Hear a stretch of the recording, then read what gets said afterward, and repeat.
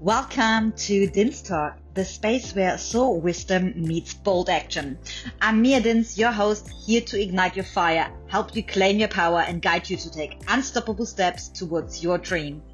Every episode is designed to awaken your purpose, fuel your passion, and spark transformation in your life. It's time to step into your truth and never stop. Let's dive in. Okay, hello guys, welcome back to another episode on Din's Talk. I'm so grateful to have you all here, and I have another guest on today.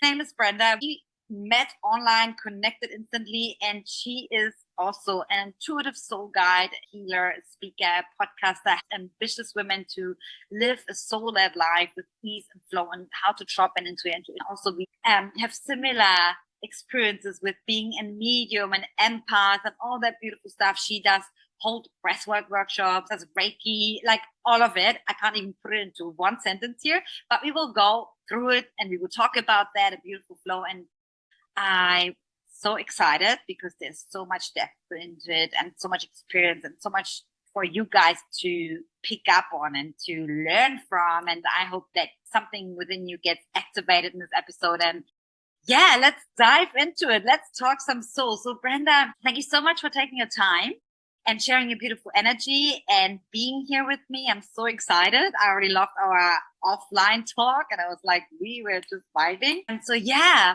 would you like to introduce yourself to the... Sure. Mia, thank you so much for having me. And yes, there was like this instant connection when we met, and I'm so grateful for it and so excited to be here and get to know your community and your listeners. So my name is Brenda Winkle, and I help high achieving, ambitious, intuitive women feel safer to come home to themselves so they can stop self-abandoning, they can stop playing small, and they can heal nervous systems, set better boundaries, and feel more confident stepping into this next phase of life. I love that. There's all this juicy stuff in there, coming back home, calm down the system, all that I love doing as well. And I feel this is a topic now anyway. It really is booming. Everyone starts talking about it because it is so essential to our being. And if you don't mind, when did your journey start doing that? And what was there like I'm sure there were many significant experiences that led you on this journey, but can you maybe remember one or two that really led you where you thought, okay, this is what I have to do. This is the messaging I need to put out there? Yeah. So I don't remember ever not having my gifts. I don't remember like a certain moment when I realized that I had spiritual gifts. What I realized about age 7 was that my gifts scared other people when I scared a teacher by knowing too much about what was happening in her life. And so I took my gifts, my mediumship, my intuition underground and became a world-class people pleaser. And I could people please before you even knew you had a need. And I took really great pride in doing that, not realizing that I was completely self-abandoning. And I continued that pattern all the way up through a marriage until the age of about 35. When I realized I just can't do this anymore. And I didn't have language around what was happening. I just knew I couldn't do it anymore. And so that was a really significant moment when I finally just said, I surrender. I can't do this anymore. Left that marriage and began a healing journey. And that was in 2007. And so that was really significant. And then another very significant moment happened in a yoga class when one of the people that I was taking my class with offered me a business card that had the word Reiki on it. And I was like, oh, I've heard of that, but I don't really know what it is. And she said, well, come in, I'll treat you to a session and I'll explain it because it's kind of hard just to explain. It's better to experience. And that was another massive moment for me because all of a sudden I realized, oh, there is language around what I do. There's actual skills that can be learned here. And I think I found my people. And so that was in 2015. I became a Reiki master later that year and have been on this healing journey since. And so I think, to answer your question about when did I know that this was what I had to share, there's two answers. One is when I left that marriage, I moved into a domestic violence shelter and I made this promise to God, the universe, whoever the God of your understanding is. I made this promise that if you get me through this, I will help other women. And at the time, I thought that that meant I would help other women heal through domestic violence because that was my lens. Later, I realized, no, I want to help. I mean, yes, I want to help that, but I really want to help people avoid that in the first place by helping them step into their gifts and their power. And that awareness was a little bit slower to come. And I don't know that there was like an aha moment when it was like, oh, this is it. It was sort of little bit of learning by little bit of learning by little bit of learning. And then in 2022, 3 years ago, I was leading a challenge and I was telling the participants, you just have to believe that what you want is there for you if you're willing to just take the leap and do the thing that feels really good. And then I got off the first call and I realized I have to go to school on Monday and I don't want to go because I'd been a full-time music teacher for 26 years at this point, working my business part-time. So day 2 of the challenge rolls around and I'm saying a version of the same thing, give yourself permission to do what you want to do.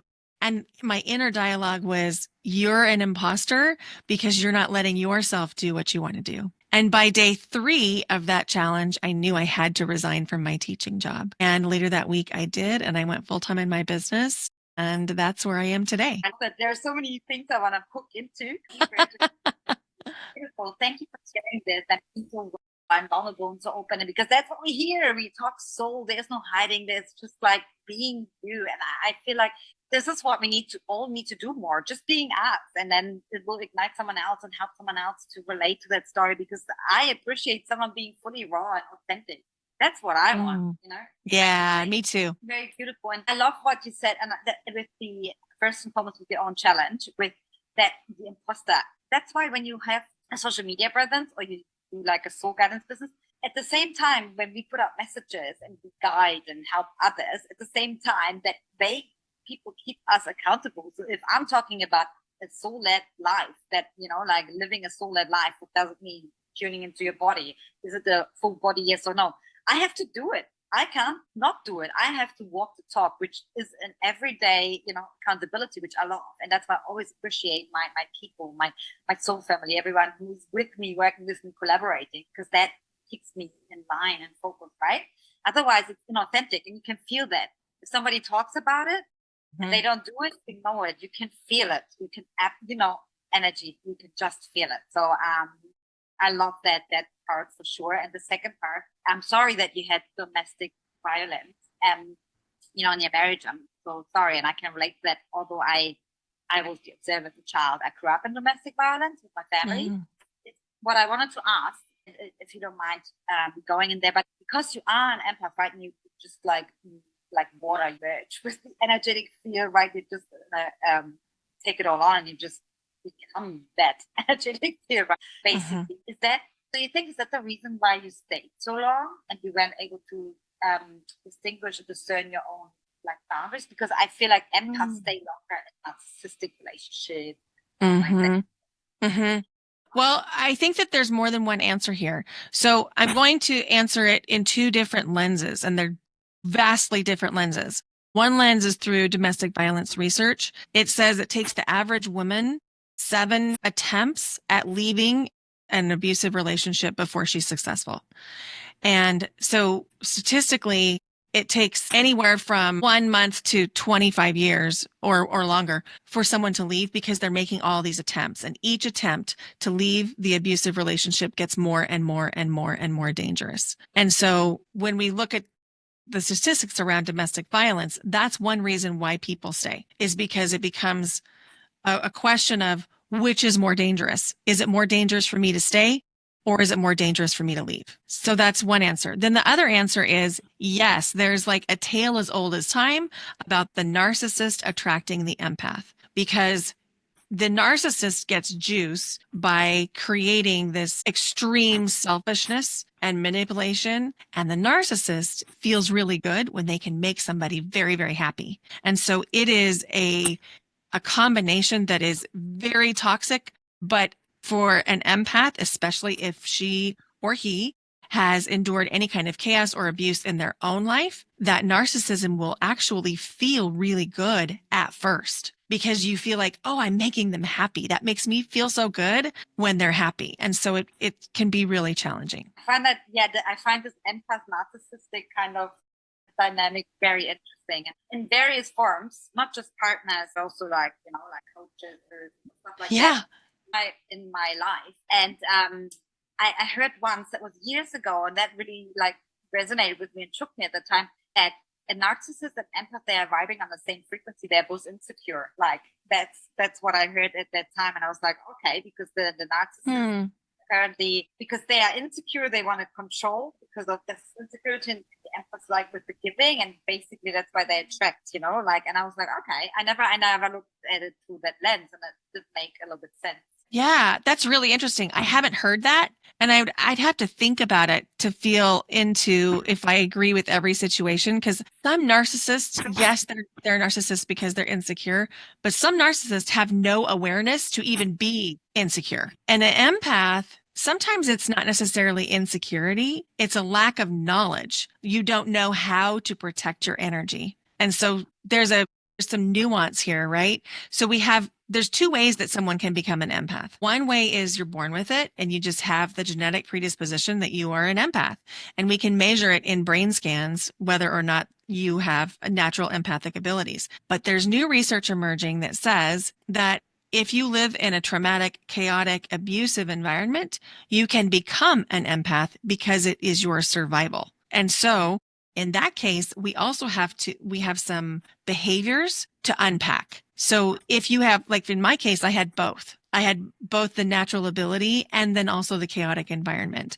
And so I had both the need to grow my confidence and learn how to protect my energy. And then also I just needed to know how to deal with my gifts. Yeah. Yeah. We share that, I have to say, like both worlds. And it's so interesting. I love what you said about like that people actually don't have the knowledge, and that sometimes because we do this work and we feel into it, we obviously have developed our own skills and tools. And for me, sometimes I can't even imagine not feeling it anymore, not feeling anybody, like not being aware of it. And that's why when people come to me and I ask, like, don't you feel that? And they say no. It's like mind blowing, it's like, but of course they exist, it's not like, oh, this is wrong and this is right. But let's, when you start working with people, how do you start working with them so they actually can start tapping into this and start feeling, like their energy, or discern their own energy? Because most people are not even aware that they're so hooked into other people's energetic field and pick it all out.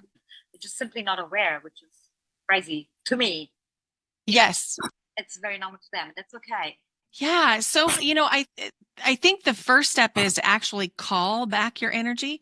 So you can take your hands out in front of you, like even with your heart, and just start to scoop the air and bring back your energy so that you're touching your heart. So you're just scooping, calling back your energy with that intention, just calling it back. And it's amazing. No matter how many times I do this, no matter how short ago I've done it, I can feel the difference in recalling my energy. So like today, it's about 8:30 in the morning Pacific time on the West Coast of America.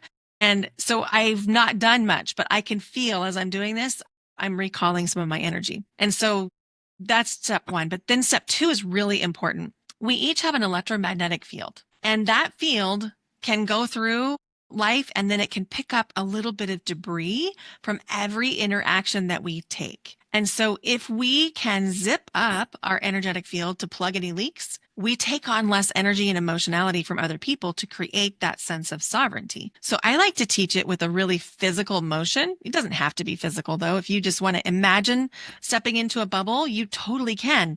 That's not wrong. I just personally need something physical. So I zip up from like the base of my torso up over the back of my head, and I just do a zipping motion 3 times. I'm just in front of my body. I'm not actually touching my body, although you could. And my intention is just to create that energetic sovereignty. So if you feel into the space right now between us, just kind of feel and sense, and then you zip up your energy, just do it 3 times. Go ahead and try. And then when you're done with the third one, just feel into the energy between us again. What do you notice? Yeah, I can feel there's like some distance. I can immediately feel it. feel like I can feel a shielding for myself. Yeah. Yes. Yeah, I instantly felt it even in my heart chakra. There's like some shielding going on. If I can share this right now, I felt a bit of just before coming on the podcast and being fully raw. For some reason, I felt a bit of there was unease within me, like some doubts about myself. It had nothing to do with anybody here, and I was like, well, where does it come from? Because I had a pretty cool day. I was working also outside the gardens. I had my movement, everything, and was really looking forward to that. Where's this coming from? Because I got triggered by something before, and where I had to question myself, which is always good for us. And it's coming to the surface. And I did an activation yesterday about my soul purpose to the next layer expansion. Of course, if you call an expansion, what happens?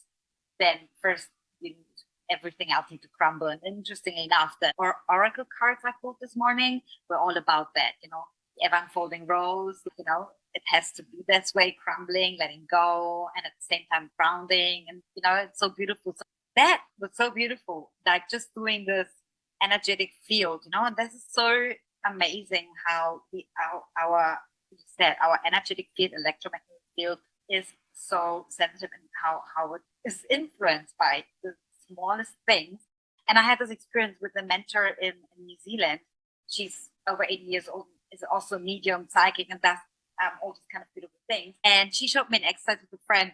I can't remember what it was. Like, there were these two metal things, and I was holding them like this, and my friend was walking towards me. Yeah, I think yes.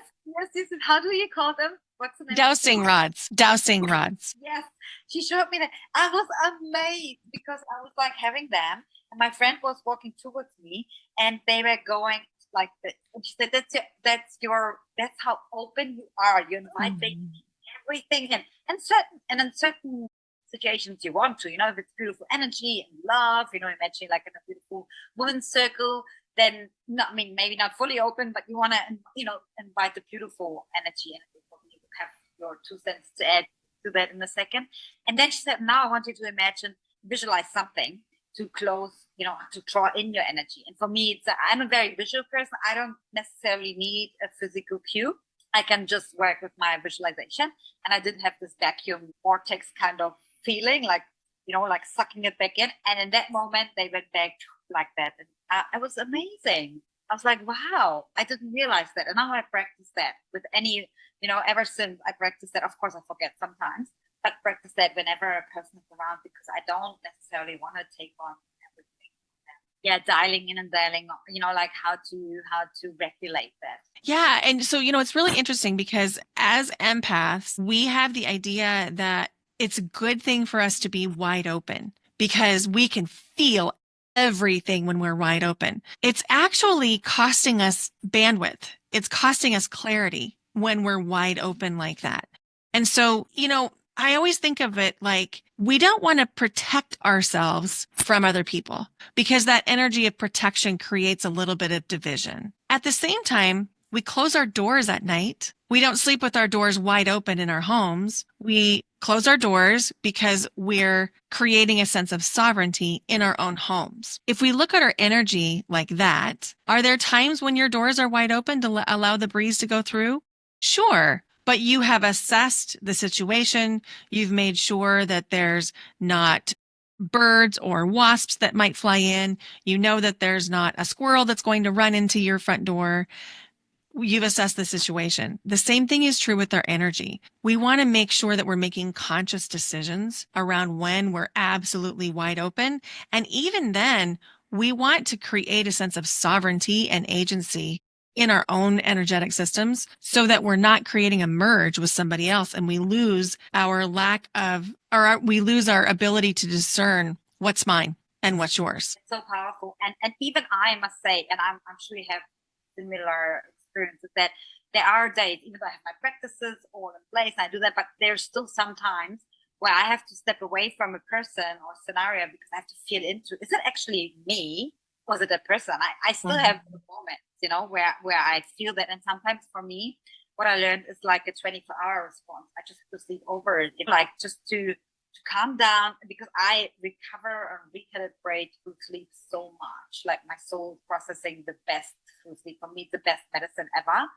and the fastest way to collapse timelines and move through things with, yeah, you probably have similar experience, right? Because the thing is, though, people think when you have, when you practice that a lot, you're always on point. No, it's not. You can be totally off track. There are millions of scenarios that will come still in my future where I don't truly listen to my intuition because it's so subtle sometimes, when it whispers like, or it's not good. I will do it. And that's okay because we are here for the human experience, not about being perfect. It's about stepping more into it and claiming and being in your own power, standing in your own power. Really, first, that's what my messaging is out there. And that's when I work with my people, with my beautiful clients and souls, that always tune in first, even if it's 5-10 minutes, whatever, before you reach out.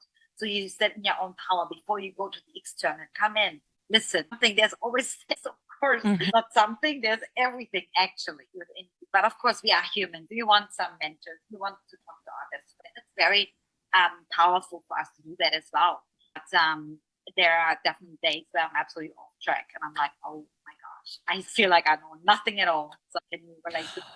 Well, you make a really important point, which is that we're not going to get it right 100% of the time. None of us are. In fact, I had a meeting on Friday with a local woman who is a potential collaborator. And because I connect through the heart with other people, there's a natural opening, even if I'm in my own sovereignty. And I got off the call and I was absolutely exhausted. And that's usually my cue that something isn't quite right. And so I was leaning into it just with curiosity and thinking, okay, why am I so exhausted? And I was realizing that my higher self had been throwing little red flags like, this is not aligned.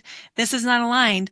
But my empath self, the human part of me, was connected to how much this collaborator wanted to collaborate. And so I found myself, I was buying myself time, but I was also saying, this sounds good. Let me think about it.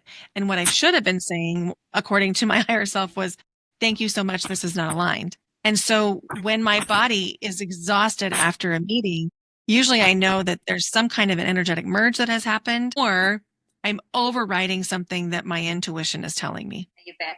Yeah, I'm here. That's good. I know what, I think this is this is a really good part of the conversation because it's so powerful to actually listen to that. I can totally relate to that. That's why what I learned now, and I also only started doing that recently, like maybe in February when I had a human design reading where I just got confirmed to, because I used to think before I have to always respond right away, say yes or no. And I'm also very excited and what I learned now, never make a decision when I'm super highly in the high. I want a low. Just take 24 hours. And the other person has to accept that you need this time. If I have this time to make the decision, usually you can, unless you're hanging somewhere in the mountain with, on the cliff and it's about your life, then you obviously don't have 24 hours to decide. But, apart from that, there's hardly any, life-threatening. So it's very important. I love that you shared that because, and what I also learned, it's nothing personal. It's it's not that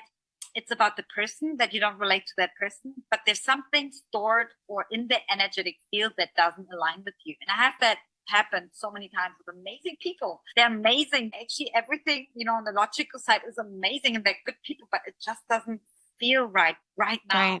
Right. That I'm embodying. And that's okay. And that's vice versa. There are people possibly that I wanted to collaborate with and they rejected me because I wasn't aligned with their, and with their frequency, which I find this is something to learn, to not take it personally and to deal with rejection and be okay with that. Because I feel like personally, that's one of my, biggest boons, or I guess everyone is fearing rejection. Right. But how do you experience that as an empath? Do you feel it more deeper when someone or something is feeling rejected, or that happens to you? Well, I think rejection is one of the things that humans in general try to avoid the most. And I think that is a big part of why people don't reach for visibility when they start new businesses, especially spiritual businesses, because that rejection piece is so wired into us. Because if we were rejected earlier in time, that rejection could mean isolation from resources, isolation from community. So rejection is something you definitely have to build a tolerance to.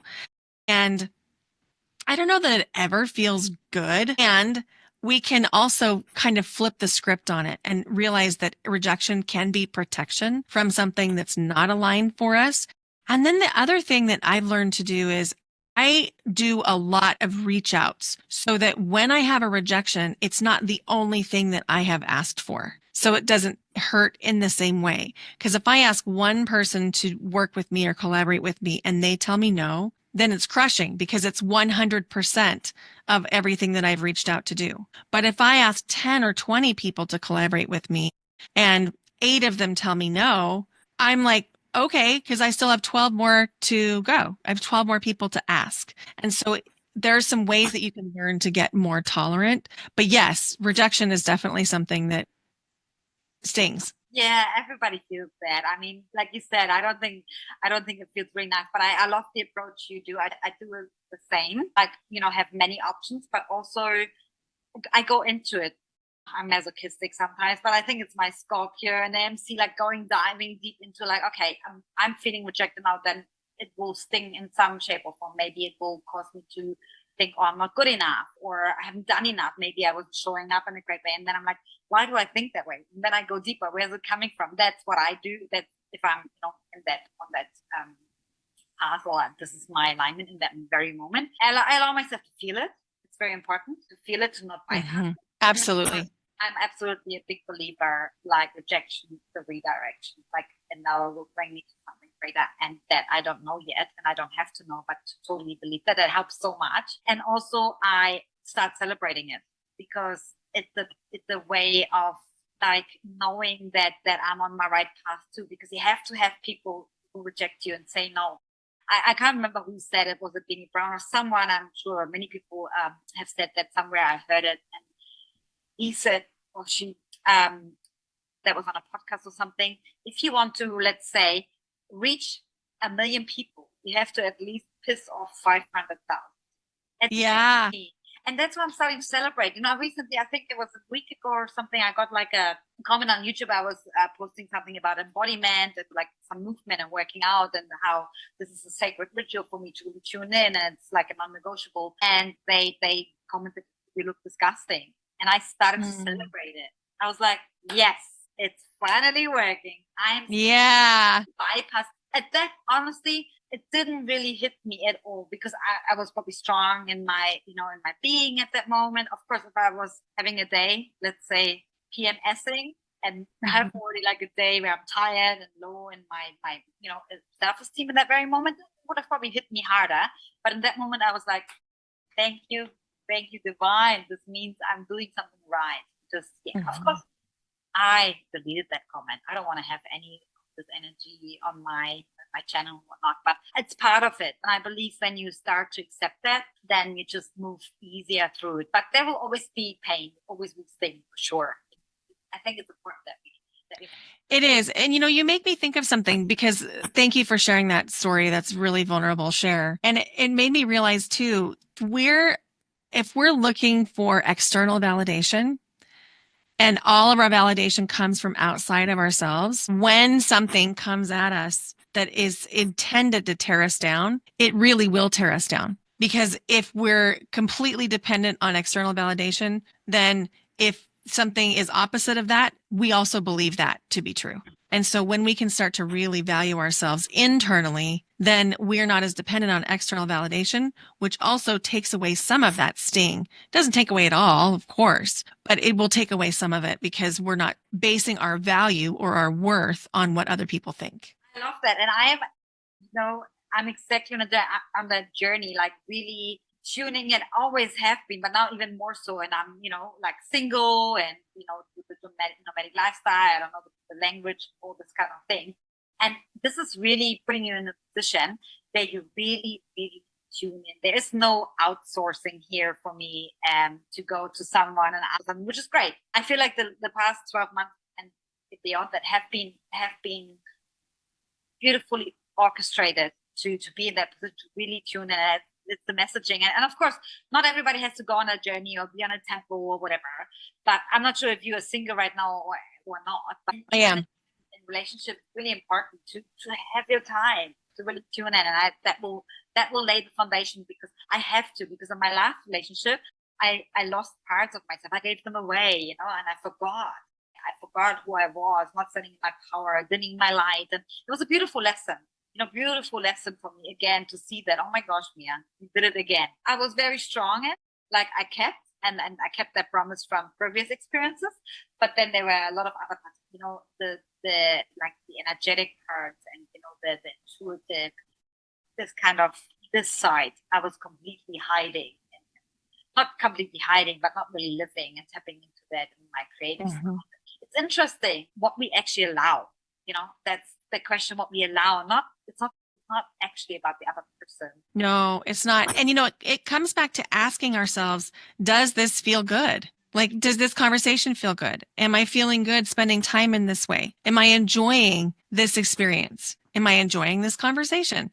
And if we don't give ourselves permission to ask the question and then answer it, we can get into really magical thinking about, well, this must be fine. Nothing bad has happened. It must be okay. And then we're sort of settling for things that aren't aligned for us. And I'm sure you had this experience with your, like with your past marriage, that you were settling. Oh, totally. And even in my romantic relationships since then, I've been single I've been divorced since 2007, but I've been single for the last 5 years.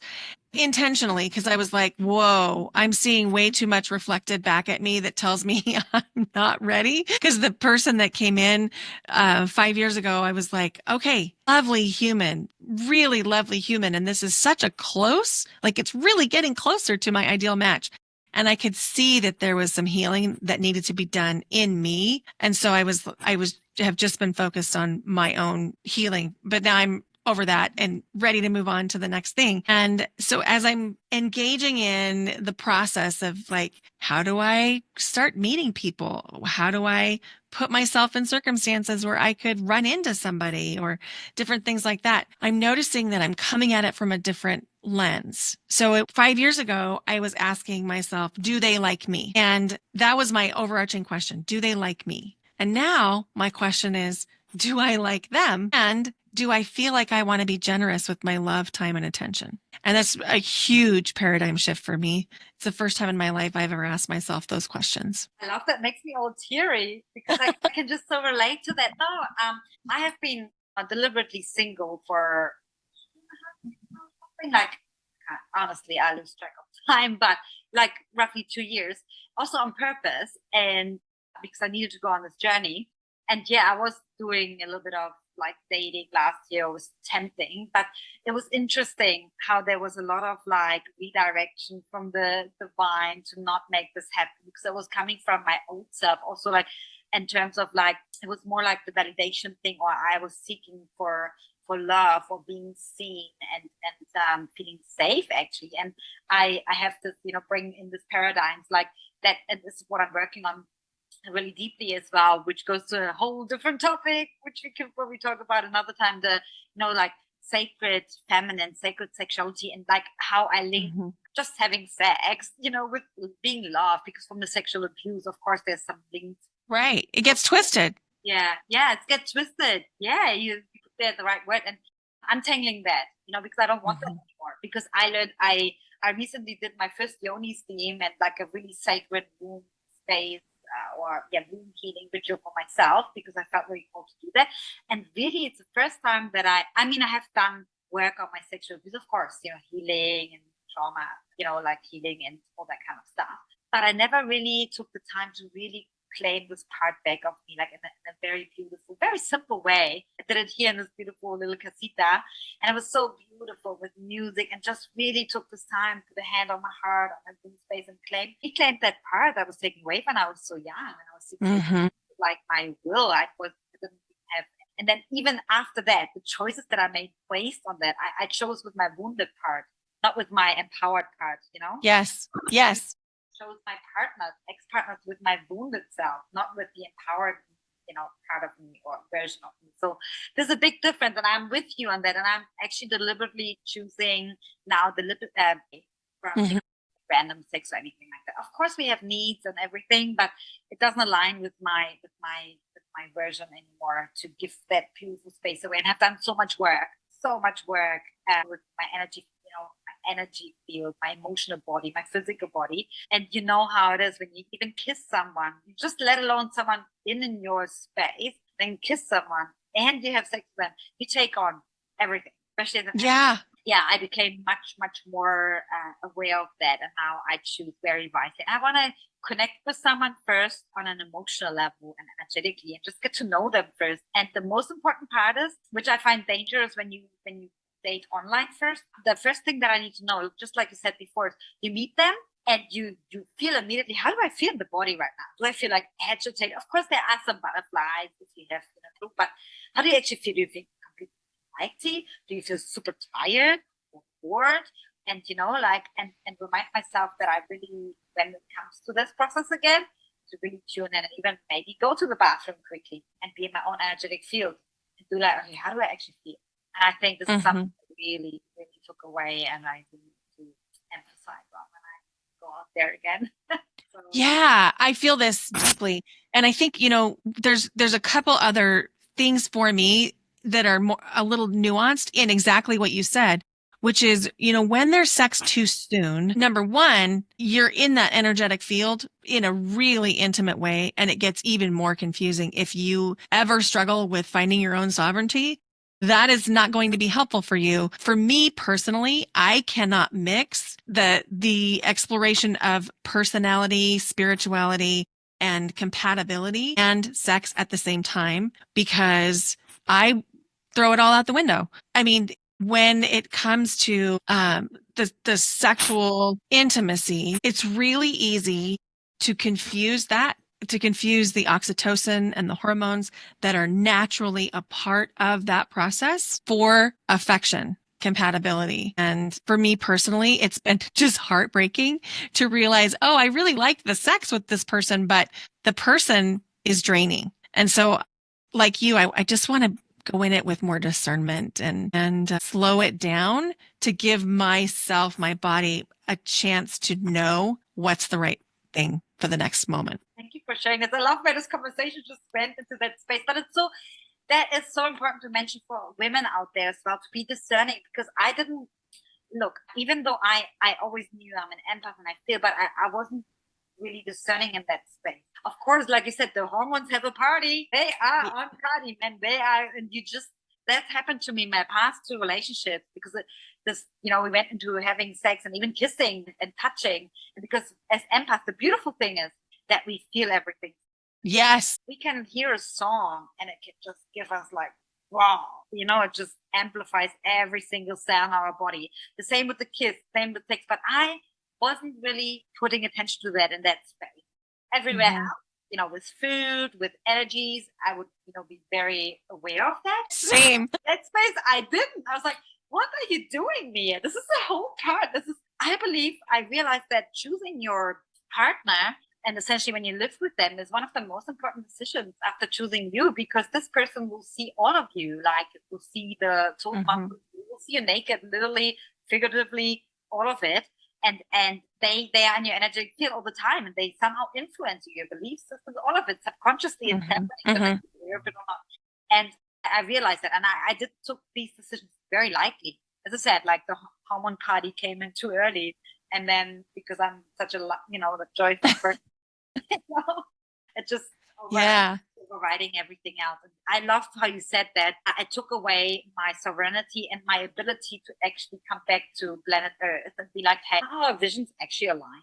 Is that actually a person I would choose? And it's crazy. And then you still stay with them for 3 or 4 years, whatever. But then that's some people even for the rest of their lives, because they think this is the way it has to be. Right. Well, and you said something that brought up a question in my mind. As you were talking, I was thinking, I wonder what the impact of sexual abuse as children has on this topic, because there was a time when I was reclaiming my sexuality. And so part of my healing was to experience sex. And so maybe it wasn't a bad thing. Maybe that was part of the healing that needed to happen, that it was completely separated from whether or not I liked the person, because there was a reclamation happening in that process. I love that. I totally believe in that. I said like the time when I was just basically hooking up with random people, and I'm not very proud of that. Some of them I can't even remember the name, which is not something I'm proud of at all. But it happened because my soul chose that. And you know why it happened? Because I was totally disconnected from myself. And I needed to have this complete disconnection because of pain and covering things up and suppressing things. This complete disconnection in order to come back to my truth. So sometimes what happens, sometimes you have to get out of balance in order to actually find balance. You have to have Right. in order to put things together and create. This is just like the duality of life. And this is what my soul signed up for, and I had to do it, and other people don't have to go through this. Like you said, you had to go through this in order to be discerning, be like, hang on, I completely separated that part here, even though everything is one.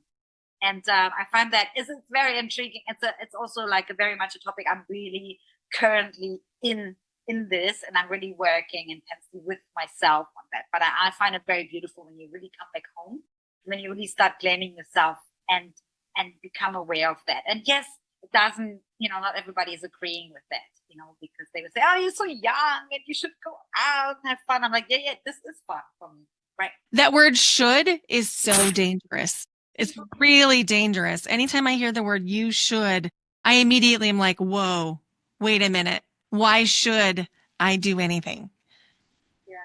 No, and I hate that anyways when somebody tries to tell me you should. I actually do the opposite. But you know how it is. People, they mean well. I don't. Oh, sure.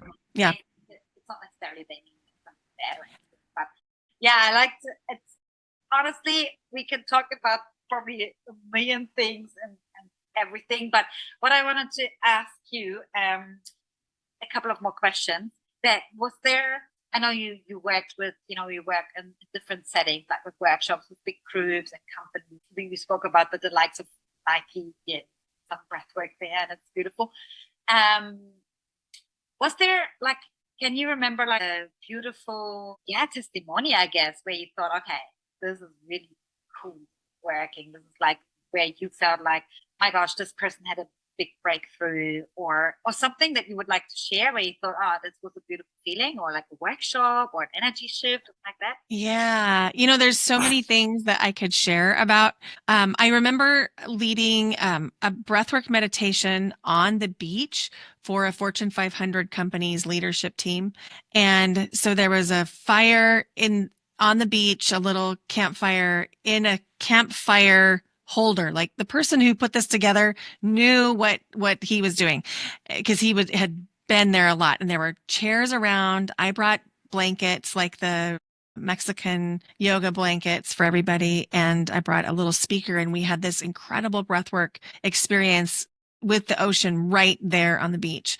That was really profound. When I'm working with clients, one of the myths is that there is a big breakthrough moment, that it's going to be something that in one 60-minute session is going to change your life. And what I find is more true is if you look at something at the beginning of the work together, and then you look at some work in the middle of your time working together, and then 6 months later, that's when you can notice the profound shifts.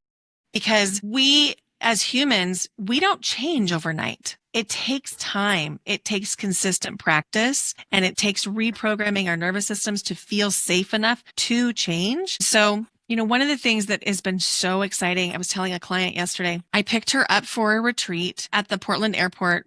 PDX is what it's called, last year. And I picked her up and we drove to a retreat together that I was hosting. And at the time, she was just looking around and she was saying, it is so beautiful here in the Pacific Northwest of the United States. And she said, I think I might like to move here. And so we had this conversation, and this was last September in 2024. Yesterday, when we logged on for our group breathwork session inside my group coaching program called Your Yes Filled Life, she had literally just arrived in their new home in Washington State. And so she was just feeling surreal joy, because she was in this dream home in a dream place. And it was just 9 months from the idea to the reality. And they were living in a state in the Midwest. So it was, a big move. So that kind of thing is so exciting. And if we can look at over time what's happened, we can feel really inspired because it does take time. And anybody who tells you that it can happen instantly I would question that, because we're humans and we have human beliefs and human nervous systems that need to retrain and expand in order to create these changes. 9 months is fast. It was a fast change, but it doesn't happen in 60 minutes. Does that make sense? Absolutely, and I agree with that. And that's why I actually changed my one-on-one sessions. They're actually a little bit of container of 2 weeks with like integration phase, because it's honestly in the session, of course, on a cellular level, energetically, there's a lot happening. Yes. Real change comes a couple of days after or a week after, and that's when they actually need support, especially after a reading or mediumship or anything like along those lines, which most people haven't experienced before.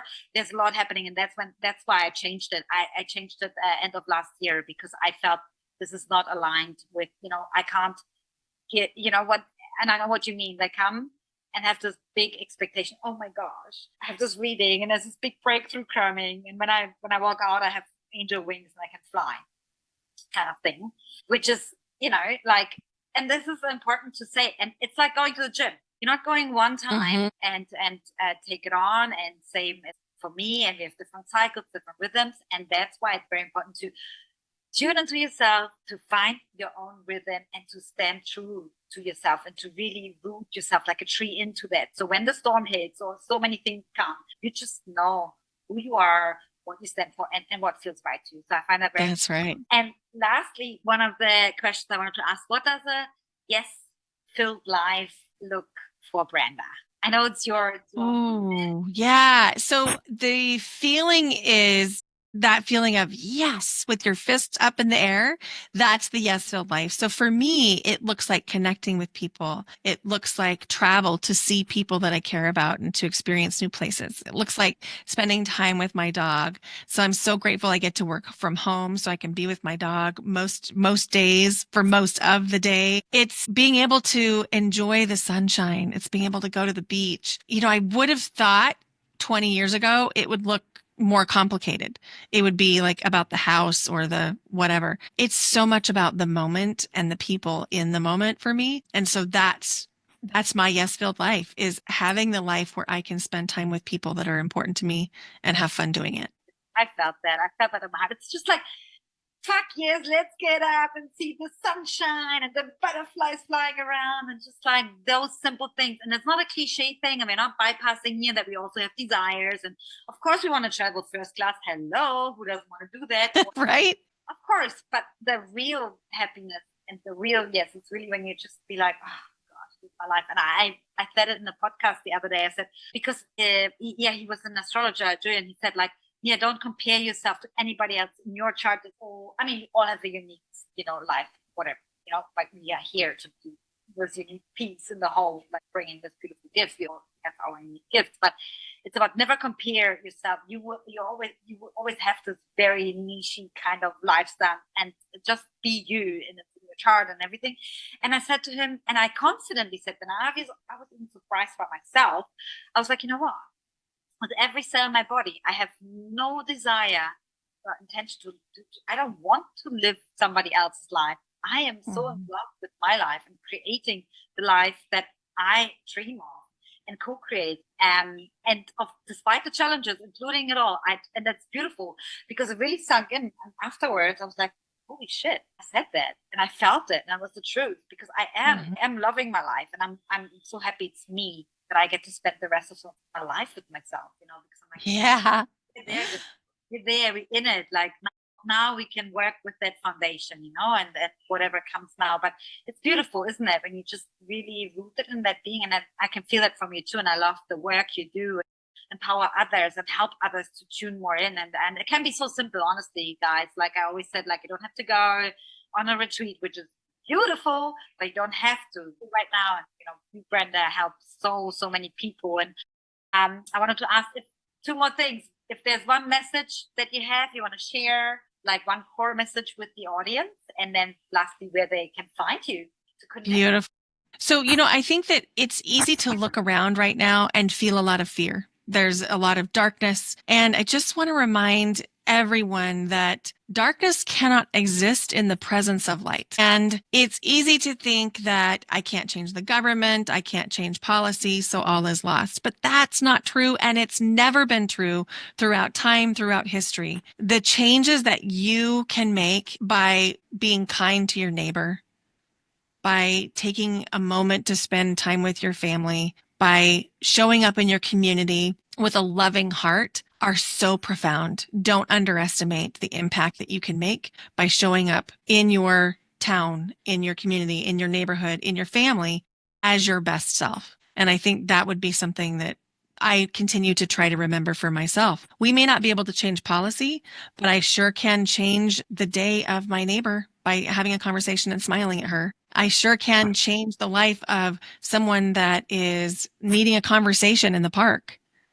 So there's little ways that we can show up. So you get a choice to be the darkness or to be the light that casts out the darkness. And I would love to offer your audience a gift. So when we begin to track our energy, we get so much more clear on, oh, this is actually aligned for me and this is not aligned for me. And so many times we think we know what those are, but unless we're actually tracking it, sometimes we're playing mental gymnastics with ourselves. So I have an energy audit I'd love to offer for your audience. It's free on my website. You can go to brendawinkle.com/audit, AUD. And there's a digital version if you're a digital person and you love like drop-down arrows with colors.